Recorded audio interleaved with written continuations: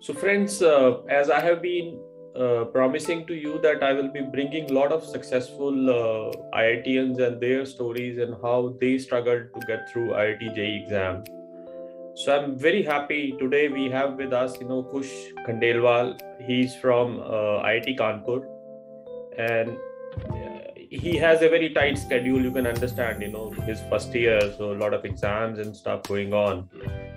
But he was keen that he would like to share the journey with students who are preparing for IIT JEE now, so that they can bring some lessons home. So Kush, welcome to the channel. Thank you, sir, and thank you for giving me the opportunity to interact with your audience. I'm very sure. A lot of people are going to learn from you. So first of all, you can also share, you are from which city, and little bit about your current location. And I am from Jaipur, and my parents are all lawyers. Like my whole family consists of lawyers. Okay. And so how are they feeling? When you said I'm not becoming a lawyer, and I want to get into some other profession. So what was their reaction? In some families, like it's usually like it's the last resort to become a lawyer, but here people want to become a lawyer first and then they think about other professions. But I convinced them that no, I want to become an engineer. Like I was interested in science and maths from my childhood. That's why I chose engineering and started preparation for JEE. Wonderful. और आपके जयपुर सुन के ना मेरे एकदम से वो bright sunny environment, खास करके सर्दियों में, और जयपुर का खाना, कचौड़ी एंड ऑल, एकदम से वो मुझे याद आ जाता है. तो somehow I have very sweet memories of the city. अभी भी we were there almost a month back. So beautiful city, I think. Yes, Jaipur has a vibrant culture with a lot of monuments and forts. Absolutely beautiful. So I think let's begin. I am sure people would like to hear from you. So Kush, you can share your journey, how the whole thing happened, because what I feel is cracking IIT JEE is one of the toughest tests probably not in the country, even around the world. It's, I think, second toughest or something. So एक बार जो IIT JEE की तैयारी कर लेता है और जितने ऊंचे नीचे के थ्रू जाता है, ups and downs से, so he can face hell lot of things in life. So I'm sure people will would like to listen to your story. So go ahead. Sir, first of all, मैं ये तो कहूँगा कि JEE जो है ना, मतलब it is a game of discipline. मतलब जो डिसिप्लिन के साथ पढ़ते गया और अपना नॉर्मल जो चल रहा है, course work, homework, assignments, practice problems, तो सारे साथ के साथ कर रहा है, तो मतलब JEE लाइक केक वॉक हो जाएगा उसके लिए. मतलब इतना ज्यादा हो नहीं सकता, लेकिन बस ये है कि डिसिप्लिन मेंटेन रहे. अब जैसे 11th की स्टार्ट में करते हैं लोग यूजुअली JEE की प्रिपरेशन, और मैंने भी जो मेन प्रिपरेशन थी वो 11th से स्टार्ट करी थी. तो उसमें स्टार्टिंग में सब जोश में होते हैं, मतलब जो जोश वो शुरू में रहता है और जो एंड में रहता है वो अलग होता है. तो जो वो मेंटेन कर पाता है वो ही can win the game. Okay, yeah so that's a very good point. That's a very good point you made. Consistency से वो जो जोश को मेंटेन कर जाए वही जीतता है, सो या गो अहेड प्लीज. हाँ, तो जैसे मैंने 11th स्टार्ट करी थी तो मैं तो काफी ज्यादा जोश में था, और कुछ टेस्ट जो हुए थे तो होते हैं, वो सबके होते हैं, और कुछ अच्छे भी गए थे, कुछ बुरे. मतलब ठीक है, शुरू में अच्छे गए थे मेरे यूजुअली. हाँ, और बीच में थोड़ा सा डाउन गया था, लेकिन ठीक है, वो मैंने कवर कर लिया था लास्ट में जाके. और जैसे 11th की एंड तक मेरा जो प्रिपरेशन था वो मतलब काफी सॉलिड था. तो I was expecting a good rank. Then KVP5 के रिजल्ट्स वगैरह भी आए, तो उसमें I got AIR 391. So that was quite motivating for me. Excellent. But then in the start of 12th, COVID was there. So there was no external pressure, no peer pressure. तो मैं थोड़ा relaxed हो गया. तो उसका result obviously दिखना ही था results में, तो वो दिखा थोड़ा थोड़ा. तो अब मेरे साथ प्रॉब्लम क्या हुई, जो स्क्रीन टाइम था मेरा बहुत ज्यादा बढ़ चुका था, क्योंकि मैं ऐसा नहीं हूँ कि मैंने एक बार में लेक्चर देख लिया मेरे को पूरा समझ में आ गया. मैं उसे देखता था, 2-3 बार देखता था, तब जाके मेरे को थोड़ा समझ में आता था, क्योंकि ऑनलाइन में थोड़ा होता है ऐसा कि कंसंट्रेशन नहीं बैठ पाता।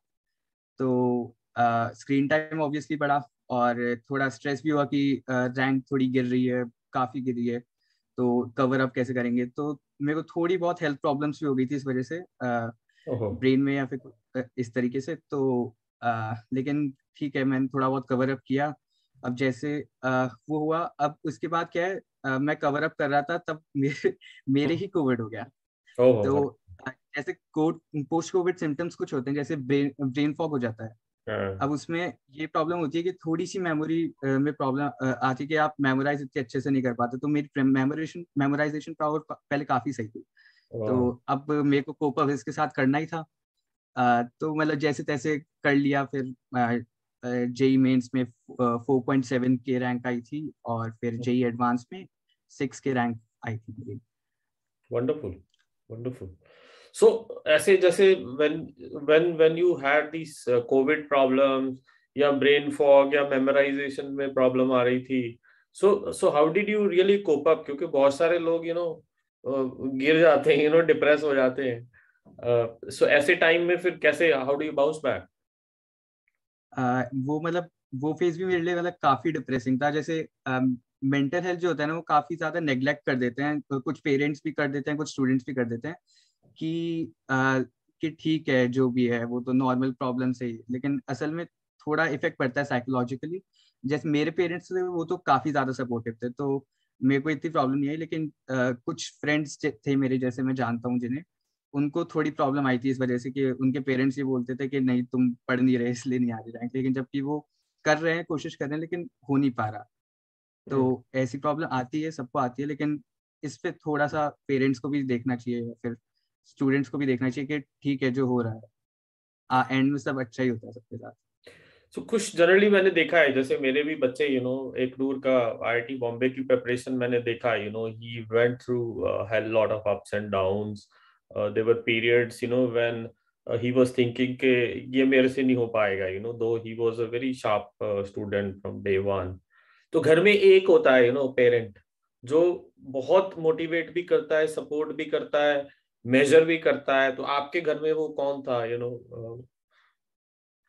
मेरे घर में जैसे इमोशनल सपोर्ट के लिए मेरी मम्मी थी, वो मतलब काफी ज्यादा सपोर्टिव थी मेरे लिए कि ये कर रहा है, चल अब ये कर ले, अब ये कर ले, कोई बात नहीं, ये रैंक खराब आ गई तो अब क्या, अच्छा कर लेना, कोई बात नहीं।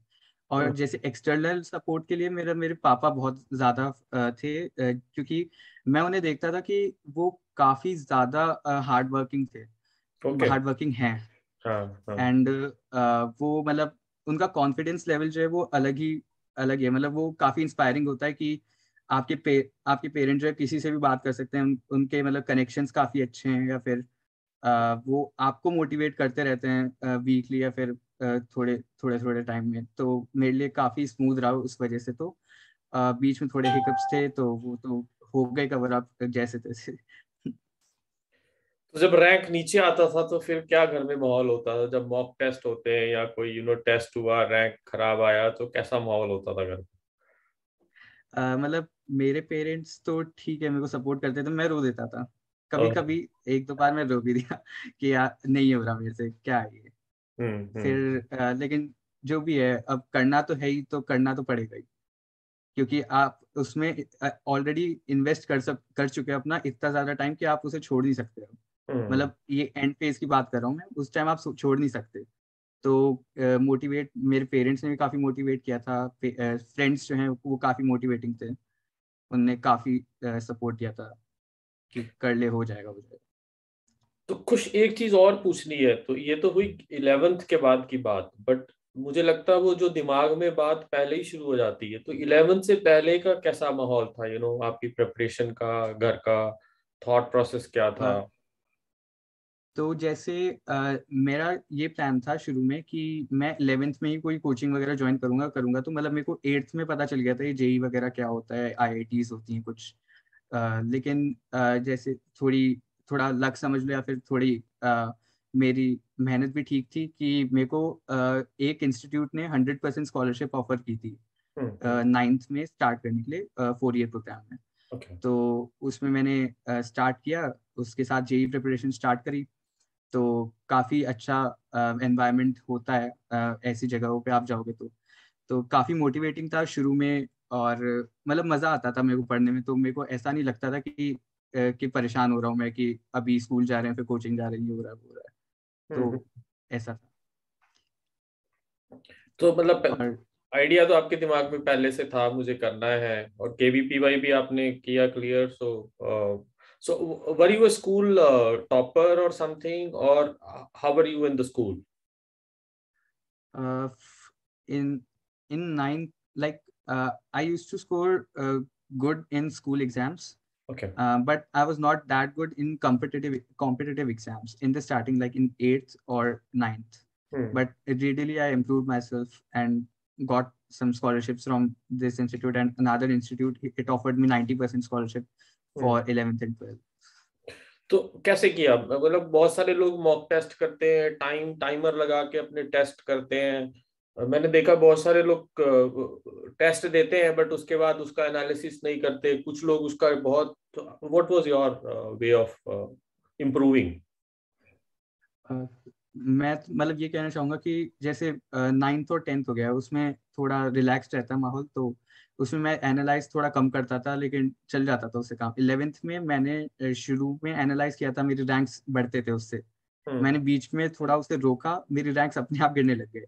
तो इससे मतलब पता चल गया कि एनालिसिस कितना ज्यादा जरूरी है। मतलब सिर्फ ये नहीं कि आपके ये कंसेप्ट गलत हो रहे हैं, ये प्रॉब्लम्स भी कि आप इस जगह सिली एरर कर रहे हो, इस जगह मिस्टेक कर रहे हो, क्यों कर रहे हो आप 3 into 2 आप हर बार 9 ही कर रहे हो। तो वो हो जाता है, वो देखना काफी जरूरी हो जाता है कि आपके दिमाग में रहे वो कि ये आप करते हो तो जैसे ही आए तो ये आपके दिमाग में आ जाना चाहिए कि नहीं अब ये नहीं करना गड़बड़। जैसे it is not correct, it is incorrect, it is correct, ऐसे जो क्वेश्चंस आते हैं उसमें गड़बड़ कर देते हैं। तो मैं जैसे अंडरलाइन कर लेता था उसे, ये करेक्ट मार्क करने हैं, इसमें ये 4 ऑप्शन है, इसमें से करेक्ट मार्क करने हैं या फिर इनकरेक्ट मार्क करने हैं। और एक बड़ा अच्छा पॉइंट आपने दिया कि एनालाइज करना बहुत जरूरी है। एंड एक हम्म। और आपने अच्छी बात बोली कि जब आप मेजर करना छोड़ देते हैं या स्क्रीन टाइम बढ़ गया और मेजर करना छोड़ दिया तो आपकी परफॉर्मेंस नीचे आ गई। सो ये बहुत सारे बच्चों के साथ होता है, I know. So that's a very good point, I think, which you have made. If you want to add something more, I think it will be very helpful for the students. So he said, Kush said a very good thing. He said कि जब आप major करना कम, मतलब major करना छोड़ देते हो या कभी कंपटीशन से दूर हो जाते हो और पीयर्स के कंपटीशन से दूर हो जाते हो तो आपका your performance sometimes comes down. तो मुझे बड़ी एक अच्छी बात याद आती है, हम लोग मैनेजमेंट में बात करते थे कि 2 पंछी उड़ते हुए जा रहे थे आसमान से, तो इतने में से एक और स्पीड से प्लेन निकलता है। तो तो एक पंछी दूसरे पंछी को पूछता है, यार ये क्या था यार? कह रहा है ये भी पंछी की तरह था बट इतनी स्पीड से कैसे निकल जा रहा है? तो दूसरा पंछी पंछी उसको जवाब देता है, कह रहा तूने एक चीज नोट नहीं की। कहता क्या? कह रहा उसकी ना पूंछ पे आग लगी हुई थी। सो जब पूंछ पे आग लगा दो ना, तो then you will go really fast. So जब आप मेजर करते हो ना, जब आपको पीयर प्रेशर आता है, so then you really struggle hard to improve, and that is where you improve. So competition से कभी डरो नहीं, कंस्ट्रक्टिव वे में लो और लग जाओ। Yeah, so Kush, I think coming back to what you were sharing. Yes, sir. You in at one point you mentioned what how did you bounce back from the lows? So I remember a story. I remember an instance from my JEE journey that one time I was far below the competition. So what I did was I used to study for other than study, I used to just eat and go to coaching and all. So I was just concentrated and motivated to like ये rank तो improve करनी है अपनी बार। तो मतलब वो करते रहा तो हो गई मेरी, मतलब हो जाता है ऐसे। सो अगर हम ऐसा देखें कि आपकी जर्नी में अगर हम देखें तो कितनी बार ऐसा हुआ डाउन हुआ और कितनी बार अप हुआ? तो मेजर कहाँ कितनी 2 3 4 बार झटके खाए कि ज्यादा खाए? हाँ तो जैसे 11th की स्टार्ट में सही था, 11th के मिड में थोड़ा सिलेबस मैंने मतलब बैकलॉग, हाँ ये चीज़ वो मेरे को बतानी थी कि बैकलॉग जो है ना वो मत करना कभी भी। और जैसे मैं बताता हूँ अभी, बैकलॉग थोड़ा सा आगे थे 11th में, तो वो माइनर हिकअप था कि मेरी रैंक जो है जैसे मेरी टॉप 12 टॉप 13 में चलती थी रैंक उस इंस्टीट्यूट में, जो वो इंस्टीट्यूट मतलब अच्छी रैंक से था, तो उस हिसाब से ठीक थी वो। और तो वो डायरेक्ट 37 पे आके गिर गई थी। तो मैंने थोड़ा इम्प्रूव किया, बैकलॉग कवर किया पूरा, और जो थी प्रैक्टिस काफ़ी ज़्यादा करी। तो उससे पहले 37 से फिर 24 आई, 24 से फिर 12, फिर 9, और फिर 11th की एंड मैंने 4th रैंक के साथ करी थी। Wow. So that's a story. That's a story. Exactly. This is what happened with Eknoor also. उसको ना टॉपर रहने की आदत थी। वो मुझे याद है टॉपर से कहाँ कहाँ कहाँ कहाँ गिर गया एक टाइम पे। और so he was all doing all his best, but almost same story मुझे याद आ गई। तो so it takes a lot of hard work, toil, discipline, and to go back. जहां से आप गिरे होते हो, वहां से फिर वापस उठने के लिए ताकत लगानी चाहिए। And I think this is a message to all the students कि लग जाओ और जितनी बार गिरो, it's like a boxing match. Ring में वापस उठना है और फिर फाइट करना है, एंड तभी आप विनर बन पाते हो। तो आपने हाँ एनटीएससी, हाँ, you want to say something? हाँ, वो मैं बैकलॉग का ही वो कह रहा था कि आप जैसे 11th में तो कर लिया था मैंने कवर, और जो 12th में था वो मतलब मैं ऐसे इन जनरल बता रहा हूँ कि बैकलॉग कभी मत बनाओ। जो भी हो जाए मतलब कैसे ना कैसे कर लो उसे पूरा, क्योंकि अगर एक बार आपने वो सिलेबस छोड़ दिया ना, तो वो आपका नॉर्मल टीचिंग में जो प्रिपरेशन हो पाती है उस टॉपिक की, वो बैकलॉग कवर करते टाइम आपकी हो नहीं पाएगी। आपकी वो जो प्रैक्टिस होती है या फिर आपकी जो थॉट प्रोसेस होती है, वो उस तरफ अलाइन नहीं हो पाती उस वजह से। तो बैकलॉग नहीं बनाना चाहिए कभी। और कुछ जिनका बैकलॉग हो जाता है कभी कभार, जैसे अब कोविड हुआ, आपको हो गया तो थोड़े दिन का बैकलॉग हो गया। कई लोगों का मैंने देखा है कि वो कहते हैं कि सर हमारा अब मैं 12 पे फोकस करूं कि 11th का रिवाइज करूं। तो वहां पे how do you strategise that? अगर 11th का बैकलॉग रह रहा है, काफी ज्यादा रह रहा है, और 12th स्टार्ट कर रहे हैं, तो ये कर सकते हैं कि 12th का जो चल रहा है ना वो तो अच्छे से करें। उसके साथ थोड़ा थोड़ा टाइम स्लॉट्स मिल रहे हैं, थोड़ा थोड़ा टाइम मिल रहा है, तो उसमें आप 11th करते रहो। मतलब जैसे ही टाइम मिले आप 11th स्टार्ट कर दो अपनी। 12th का खत्म करते ही 11th स्टार्ट कर दी कि अब तो 11th कर रहा हूँ मैं, 1-2 घंटे 11th कर लेता हूँ। फिर वापस से 12th की प्रिपरेशन में लग गए वापस। तो ऐसे धीरे धीरे कवर करके हो जाता है पूरा। जैसे कई स्टूडेंट्स है, मोस्ट ऑफ द स्टूडेंट्स जो है ना वो 11th में थोड़े पीछे रहते हैं, लेकिन 12th में वो इतनी ताकत लगा देते हैं कि वो 11th में जो काफी आगे उनसे उनके बच्चे, उनको भी पीछे पछाड़ देते हैं, बहुत पीछे छोड़ देते हैं। और आपने एनटीएससी भी दिया होगा, राइट? हाँ, एनटीएससी दिया था मैंने, उसमें मतलब मेरा 2 मार्क्स से कट ऑफ क्लियर नहीं हुआ था। उसमें एक्चुअली प्रॉब्लम ये हो गया था कि जो हमारे यूजुअली एनसीईआरटी से आता है, जो सीबीएसई बोर्ड का होता है सिलेबस, उसमें से आता है। उस ईयर हमारे राजस्थान बोर्ड से आ गया था पूरा सोशल साइंसेस जो है, तो उसमें मेरी प्रिपरेशन उसमें तो नहीं थी। कुछ दूसरे इंस्टीट्यूट्स थे, उनने करवा रखी थी, तो हो गया बच्चों का उनमें। तो एक एक ये पॉइंट भी मैं बच्चों को बोलना चाहता हूँ कि अ, वो कहते हैं ना, कहावत है कि winning every battle is not important, winning the war is. So जरूरी नहीं है कि आप सारी चीजों में सक्सेसफुल हो या सभी में हो। कई लोग बच्चे दिल छोड़ जाते हैं कि यार मेरा एनटीएससी नहीं हुआ, मेरा केवीपीवाईपी नहीं हुआ, या मेरा हो गया या उसका हो गया। That is not important. What is important is कि आपको अल्टीमेटली लाइफ में क्या करना है। आपको उस गोल तक पहुंचना है, अगर आपको उस इंस्टीट्यूशन तक पहुंचना है। कई बार ऐसा भी होता है कि आप वो इंस्टीट्यूट भी नहीं पहुंच पाते हो, आपको अपनी वो ब्रांच भी नहीं मिल पाती है। लेकिन इसका मतलब ये नहीं कि आप खत्म हो गए या हार गए।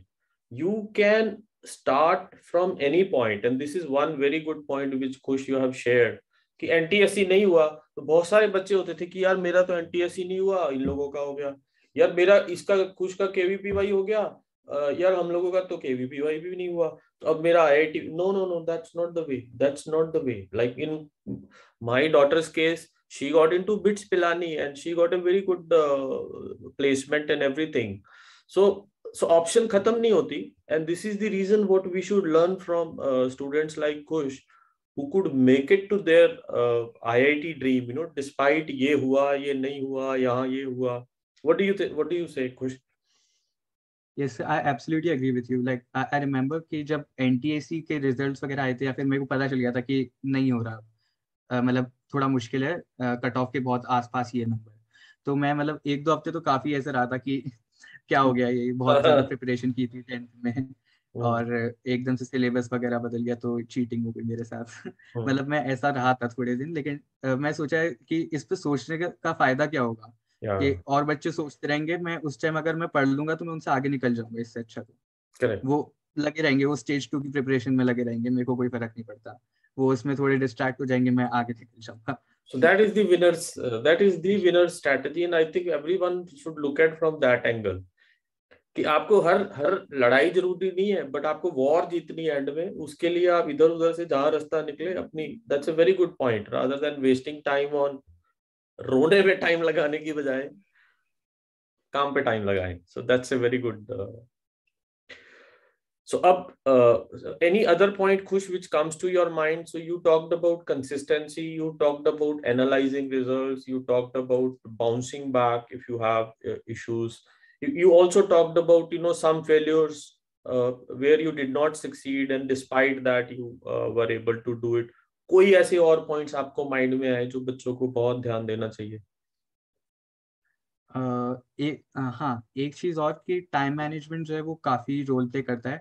एक आपका जो टाइम शेड्यूल है, आप इतने बजे उठ रहे हो तो आप इतने बजे ही उठो, ये नहीं कि किसी दिन रात को 4 बजे सो लिए और फिर सुबह 6 बजे उठ रहे हैं, फिर दिन में सो रहे हैं, पूरा मतलब बॉडी क्लॉक खराब कर रखी है।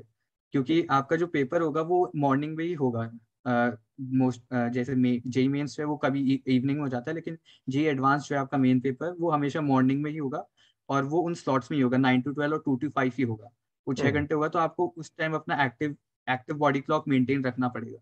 उससे काफी इफेक्ट पड़ जाता है, क्योंकि कई स्टूडेंट्स जो होते हैं उनको नींद आ रही होती है पेपर के टाइम, फिर तो उनकी परफॉर्मेंस डिक्रीज कर जाती है इस वजह से। हाँ, सो आपका क्या शेड्यूल होता था? रात को ज्यादा पढ़ते थे कि सुबह उठ के पढ़ते थे? सबका अलग अलग मैं होता है. स्टार्ट हाँ, मैं स्टार्टिंग में तो मतलब रात को काफी लेट सोता था, फिर सुबह लेट उठता था, क्योंकि कोचिंग जो है वो दोपहर में होती है, और स्कूल कभी कभी क्या बोलते हैं छुट्टी वगैरह में हो गया कि लेट ही सो रहे हैं, लेट ही उठ रहे हैं, लेकिन बाद में मैंने ठीक कर लिया था, और मैंने नॉर्मल बॉडी क्लॉक मेंटेन करी थी लास्ट के 2 मंथ्स में, तो एग्जैक्ट बॉडी क्लॉक मेंटेन करी थी मैंने जी एडवांस की। तो आपकी फिर मतलब मैं इंस्टाग्राम और फेसबुक ने तो नहीं आपका टाइम ज्यादा वेस्ट किया लाइफ में? मैं मतलब सोशल मीडिया से तो काफी दूर ही रहा था। जैसे जेई एडवांस 5 अक्टूबर को हुआ था, तो मैंने 5 अक्टूबर की इवनिंग या फिर नहीं 6 अक्टूबर की मॉर्निंग को ही मैंने अपना इंस्टाग्राम का अकाउंट बनाया था अच्छा. पहली बार। Okay, wonderful. तब तक आपने एकदम शार्प अपना फोकस रखा अपनी प्रिपरेशन पे. हाँ, सोशल मीडिया बिल्कुल बंद थे मेरे गेमिंग तो, वेमिंग? व्हाट्सएप पे थोड़ा बहुत डाउट्स पूछ लेता था। गेमिंग एज इन मतलब मैं शुरू में भी नहीं कह सकता, मतलब छोटा था तभी करता था, 7th 8th में GTA के कुछ गेम्स होते हैं वो आते थे, वो खेलता था। वो उसके बाद बंद कर दिए थे वो मैंने बिल्कुल ही, क्योंकि मेरे को ऐसा था कि इतना इंटरेस्टिंग है भी नहीं ना, ये मेरे को कुछ फायदा देने वाला है बाद में। हम्म. अब एक और बहुत बड़ी मुद्दे की बात पे आते हैं जिसपे बच्चे बड़े कंफ्यूज रहते हैं. जैसे स्ट्रीम की बात आती है.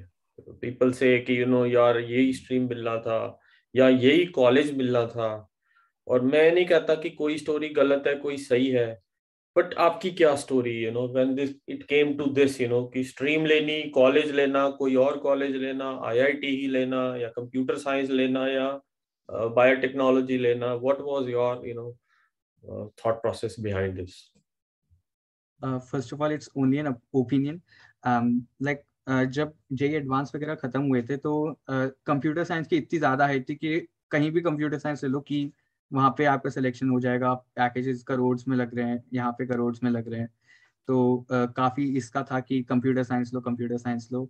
लेकिन मेरा ऐसा था कि मैंने कभी कंप्यूटर साइंस देखा ही नहीं कैसा होता है, क्या क्या चीजें, तो मैं रिस्क नहीं ले सकता था कि लाइफ टाइम कमिटमेंट दे दिया इसको कि मैं कंप्यूटर साइंस ही करने वाला हूँ। तो एक तो ये था मेरा। जैसे मेरे को बिट्स हैदराबाद में और ट्रिपल आईटी हैदराबाद में कंप्यूटर साइंस ऑफर हो रही थी, लेकिन मैंने वो सोचा नहीं, मैं अगर उसमें चला गया तो फिर लाइफ टाइम वही रहेगा मेरे साथ, उसके अलावा मैं चेंज नहीं कर पाऊंगा इतनी आसानी से, क्योंकि कंप्यूटर साइंस फील्ड ही ऐसी है कि आपको डेडिकेटेड होना पड़ेगा उसके लिए। और जैसे मेरा स्टार्टअप वगैरह का थोड़ा मन था, काफी मन था। तो जैसे आईआईटीज जो है वो बेस्ट एलुमनाई नेटवर्क ऑफर कर सकती है आपको, उसके लिए कनेक्शंस ऑफर कर सकती है, और आप कोई सी भी स्ट्रीम में हो उसमें आपको बेस्ट पीयर ग्रुप मिलेगा आपको।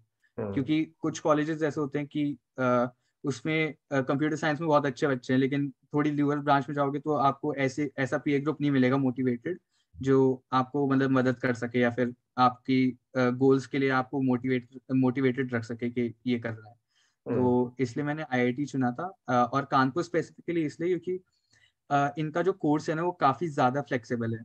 मतलब आप चाहो तो दो अलग अलग डिपार्टमेंट्स में मेजर कर सकते हो। जैसे आपका मेन सब्जेक्ट, जैसे मेरा बायोटेक है, बायोटेक्नोलॉजी मतलब, तो आप दूसरा जैसे कंप्यूटर साइंस में भी आप मेजर कर सकते हो इसके साथ ही।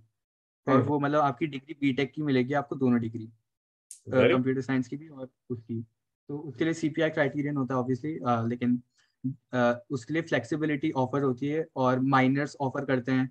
और ड्यूअल डिग्री प्रोग्राम जैसे उसमें बीटेक प्लस एमटेक हो जाती है 5 साल में। तो काफ़ी ज़्यादा डायनामिक कोर्स था, तो मेरे को लगा कि काफ़ी सही है, ज्वाइन कर लेना चाहिए। क्योंकि अगर बाई चांस मेरे को बायोटेक्नोलॉजी भी पसंद नहीं आती है तो फिर मैं स्विच कर सकता हूँ। और जैसे सेकेंड ईयर में भी ब्रांच चेंज का ऑप्शन रहता है यहाँ पे। ओके, तो आप अब कोशिश करोगे सीजीपीए पे पूरा फोकस मारोगे मतलब? सीपीआई पे ऑब्वियसली फोकस रहेगा, लेकिन अगर मेरे को ऐसा है कि इंजीनियरिंग में मतलब जो कोर इंजीनियरिंग के जो टॉपिक जैसे सिविल हो गया, मैकेनिकल हो गया, इसमें मेरे को इतना इंटरेस्ट नहीं है। लेकिन कुछ अलग टॉपिक जैसे इकोनॉमिक्स है उसमें मेरे को काफ़ी इंटरेस्ट है, और बायोटेक्नोलॉजी में तो है इसलिए ली थी ब्रांच। तो हो सकता है मैं उसमें जाने की कोशिश करूँ और 2 मेजर्स कर लूँ या फिर माइनर वगैरह कर लूँ।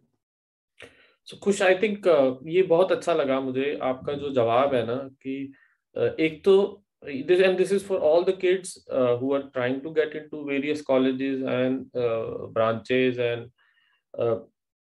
आंखें बंद करके ना, मन पे हाथ रख के अपने अंदर की सुनो कि आपको क्या ऑप्शन बेस्ट लग रही है। Don't get swayed away too much. Knowledge gather करो, पीयर से करो, कलीग से करो, रिश्तेदार से करो, इसकी सुनो उसकी सुनो, उसके बाद आंखें बंद करो, दिल पे हाथ रखो कि यार मुझे क्या अच्छा लग रहा है, एंड डू इट। क्योंकि जो आपको अच्छा लग रहा है ना उसमें फिर आप जस्टिस कर जाओगे। अब जैसे मैं आपके साथ कुछ लास्ट टाइम एग्जांपल दे रहा था कि बायोटेक एंड आईटी इतना सॉलिड कॉम्बिनेशन है ग्लोबली। इवन इन्वेस्टमेंट्स भी देखो तो आईटी वाले आज, even Google, Microsoft, they are heavily investing into biotech and health care. So हम लोग अपने दिमाग में ना वो खाने लगा के चलते हैं कि computer science, biotechnology, civil, mechanical.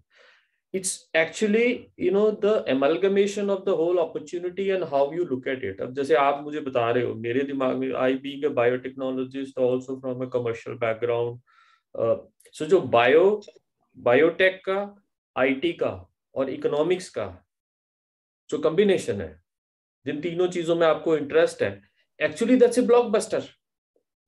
अब जब कोई रिश्तेदार आपको बोलेगा नहीं यार वो नहीं करना था, यार आपको ये नहीं करना था, आपको ये करना चाहिए था। अब जैसे कोई बच्चा है उसको कोडिंग में बहुत मजा आता है, मैं कहता हूँ उसको चाहे किसी भी स्ट्रीम में मिल जाए, वो अपनी कोडिंग साथ में सीख के, this is what I have seen with my son in Mumbai and BITS में डॉटर के पढ़ने के बाद। So both of them are sharing कि जिसने कोडिंग करनी है वो कोडिंग एनीवे सीख लेता है। अभी मैं last week I had a video with Bhavneesh Yadav from IIT Delhi and he also said the same thing कि जिसको जो करना है ना उसको वो कर लेगा। तो इंटरेस्ट के साथ लगो, ये मत सोचो कि मैं को ये करना था तो मैं इसमें चला गया। तो वो करो जो दिल की आवाज आती है। करेक्ट खुश, मैं सही कह रहा हूँ कि? Yes sir, I totally agree. जो जैसे आईटी का आपने बोला था, उसमें ये है कि आपको अगर कोडिंग या प्रोग्रामिंग करनी है तो आपको जो इनपुट चाहिए वो बस एक लैपटॉप चाहिए और इंटरनेट चाहिए। उसके बाद आप एक रूम में बैठ के कभी भी कहीं भी कर सकते हो आप प्रोग्रामिंग जो है।